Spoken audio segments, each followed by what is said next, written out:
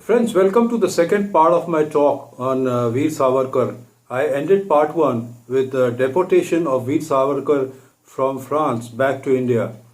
Savarkar was thus brought to Bombay, where he was taken to the Yerwada Central Jail in Pune. The trial before the special tribunal started on 10 September 1910. One of the charges on Savarkar was abetment to murder of Nasik collector Jackson. The second was waging a conspiracy under Indian Penal Code 121A against the King Emperor. Following the two trials, Savarkar, then aged 28, was convicted and sentenced to 50 years imprisonment and was transported on 4th July 1911 to the infamous cellular jail in the Andaman and Nicobar Islands, where his brother Ganesh was already serving a prison term. Savarkar was not a political prisoner.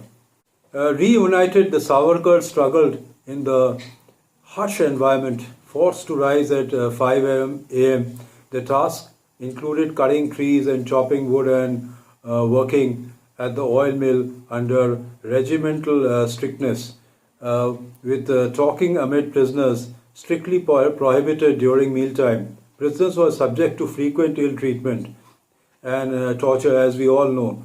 Contact with the outside world and home was restricted to the writing and mailing of only one letter in a year. Under the circumstances, Savarkar withdrew in life and performed his routine tasks mechanically. He obtained permission to start a rudimentary kind of a jail library and also taught fellow convicts to read and write. He submitted several petitions for his release, but all were rejected. Finally, he submitted his fourth mercy petition to the British government on 30th March 1920. This petition too was rejected on 12th of July 1920 by the British government. But after considering the petition, the British government, however, contemplated releasing Ganesh Savarkar but not Vinayak Savarkar. In the year 1920, the Indian National Congress and its leaders demanded his unconditional release. Savarkar signed a statement endorsing his trial and verdict and the British law and renouncing violence as a bargain for freedom. He was finally released on 6 January 1924 under stringent restrictions. He was not to leave Ratnagiri. He was not to leave Ratnagiri district and was to refrain from political activities for the next 5 years. As a political internee in Ratnagiri, he demanded an amount of rupees 100 per month. The British government agreed on a stipend of rupees 60 per month in lieu of his compulsory unemployment. In the wake of the rising popularity of the Muslim League led by Muhammad Ali Jinnah, Savarkar and his party started gaining traction in national politics. Savarkar moved to Bombay and was elected president of the Hindu Mahasabha in 1937 and served until 1943. The Congress swept the polls in 1937, but conflicts between Congress and Jinnah exacerbated Hindu-Muslim political divisions. Jinnah derided Congress rule as a Hindu Raj and hailed 22nd December 1939 as a day of deliverance for Muslims when the Congress resigned en masse in protest when the British India Governor General declared India's inclusion into the World War II for the United Kingdom and its allies against Germany and its allies. Savarkar's message of Hindu unity and empowerment gained increasing popularity amidst the worsening communal climate. Under Savarkar, Hindu Mahasabha openly opposed the call for Quit India movement and boycotted it officially. Savarkar was an outspoken critic of Mahatma Gandhi. He criticized Gandhi's appeasement of Muslims at the time of Khilafat movement. Savarkar respected Dr. Ambedkar. However, he was critical of Ambedkar's conversion to Buddhism, but he termed it as a change of sect rather than change of religion. Savarkar opposed the partition of India. He supported the Jewish state in Palestine. He regretted India's vote at the United Nations against the creation of the Jewish state, terming the vote a policy of appeasement towards Muslims. Following the assassination of Gandhi on 30th January 1948, police arrested the assassin Nathuram Godse and his alleged accomplices and conspirators. Godse was a member of the Hindu Mahasabha and RSS. Godse was also the editor of Agrani Hindu Rashtra, which was a daily newspaper from Pune, which was run by a company named the Hindu Rashtra Prakashan Limited. Savarkar had invested in this particular company rupees 15,000. Savarkar was arrested on 5th of February 1948 from his house in Shivaji Park and kept under detention in the Arthur Road prison in Bombay. He was charged with murder, conspiracy to murder, and abetment to murder a day before his arrest. Savarkar, in a public written statement, as reported in the Times of India, Bombay, dated February 7, 1948, termed Gandhi's assassination a fratricidal crime, endangering India's existence as a nascent nation. The mass of papers seized from Savarkar's house revealed nothing that could even remotely connect him to Gandhi's murder. Godse claimed full responsibility for planning and carrying out the assassination.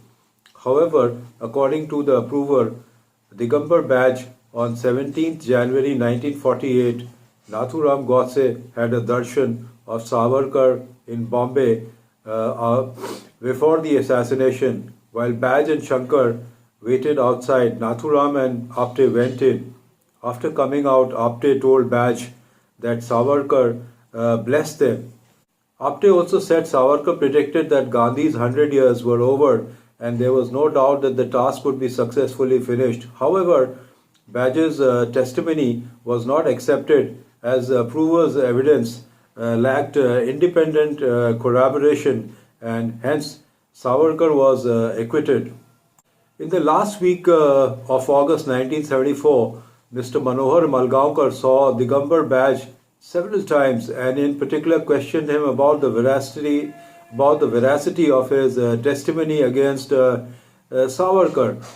Badge told Manohar Malgaonkar that even though he had blurted out the full story of the plot as far as he knew without much persuasion, he had put up with a valiant struggle against being made to testify against Savarkar.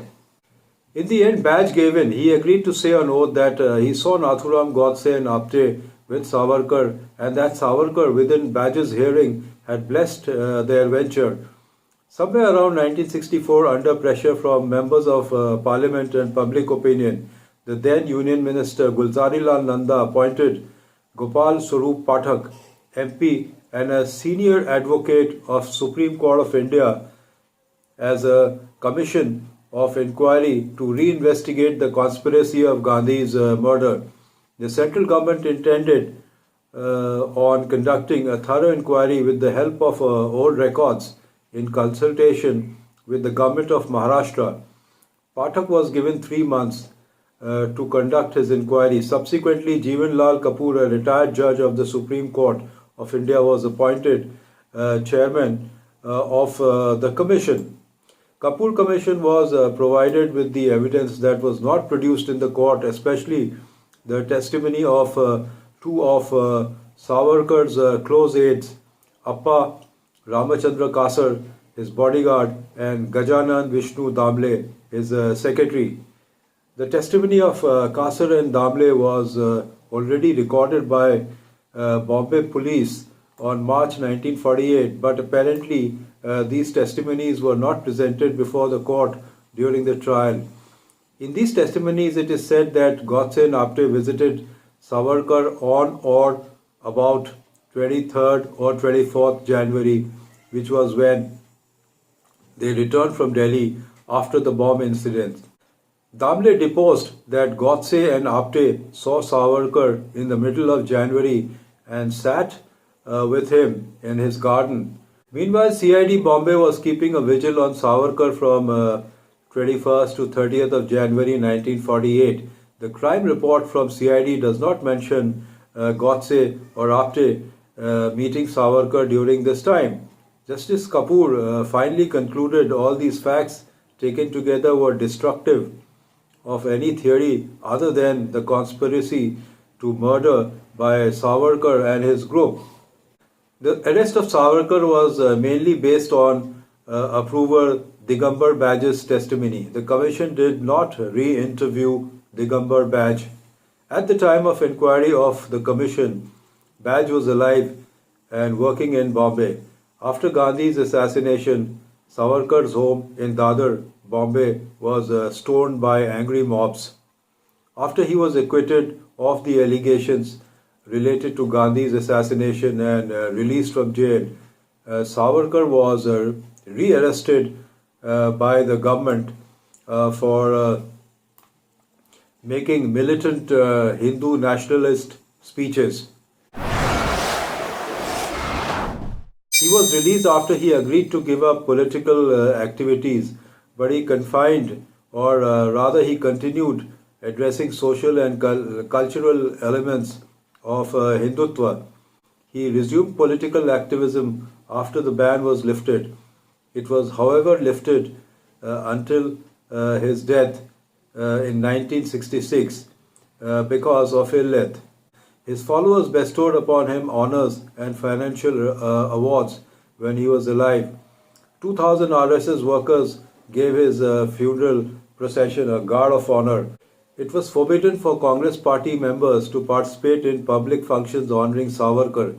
Nehru refused to even share the stage during the centenary celebration of the India's first war of independence held in Delhi. After the independence of India, Jawaharlal Nehru had put forward a proposal to demolish the cellular jail in the Andaman and build a hospital in its place. After the death of Nehru, the Congress government under Prime Minister Lal Bahadur Shastri started paying Savarkar a monthly pension. On 8 November 1963, Savarkar's wife Yamuna died. On 1st February 1966, Savarkar renounced medicines, food and water, which he termed as Atma Arpan, fast until death. Before his death, he had written an article titled Atmatya Nahi, Atma Arpan, in which he argued that when one's life's mission is over and ability to serve the society is left no more, it is better to end the life at will rather than wait for death. His condition was described to have become an extremely serious one before his death on 26 February 1966 at his residence in Bombay, now Mumbai, and that he faced difficulty in breathing. Efforts to revive him failed, and he was declared dead at 11:30 a.m. that day. Prior to his death, Savarkar had asked his relatives to perform only his funeral and do away with the rituals of the 10th and 13th day of the Hindu faith. Accordingly, his rites were performed at an electric crematorium in Bombay's Sonapur locality by his son Vishwash the following day.